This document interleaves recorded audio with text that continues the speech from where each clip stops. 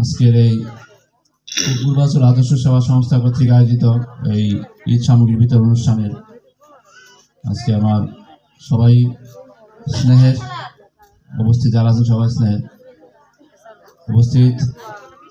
আমার সবচেয়ে কাছের এই আমরা যাদের মানবিক রোগ বলি এর মধ্যে সোহেল রানা এখন উপস্থিত আছেন এখানে মোস্তফা, তারপরে আব্দুল আজিজ, আজকের সবার সভাপতি পারভেজ ফকির, তারপরে আব্দুল রাজ্জাক, তরুণ প্রধান, আপনারা যারা উপস্থিত সামনে আছেন, আপনারা সবাই ভালো আছেন তো ইনশাল্লাহ?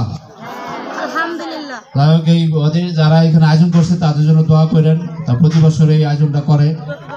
হ্যাঁ, আপনারা আপনাদের হয়তো যা শরীফ বলছে চাহিদা অনুযায়ী এবার হয়তো একটু সংকীর্ণ যা পরিস্থিতি আপনারা জানেন সবাই, তারপরে যে তারা উদ্যোগ নিয়েছে আমি তাদেরকে সাধুবাদ জানাচ্ছি।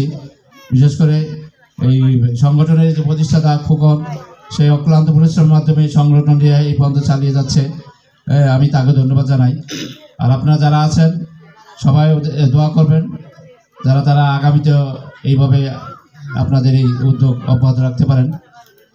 এই সামান্য উপহার আপনার কিছু হবে না, আপনার বিভিন্ন জায়গা থেকে উপহার পাচ্ছেন, তাদের সামান্য উপহার আপনাদেরকে তাদের কথা স্মরণ করে দিবে।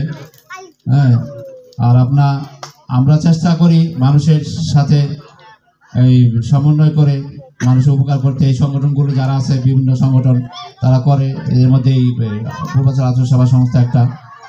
আমরা তাদের উত্তরোত্তর উজ্জ্বল এবং ভবিষ্যৎ মঙ্গল কামনা করে আমি আপনাদের সবার ধন্যবাদ জানিয়ে সবাইকে অগ্রিম ঈদ মোবারক জানিয়ে আপনারা এই উপহারটি গ্রহণ করবেন এই প্রত্যাশা রেখে আমি আমার আলোচনা শেষ করছি।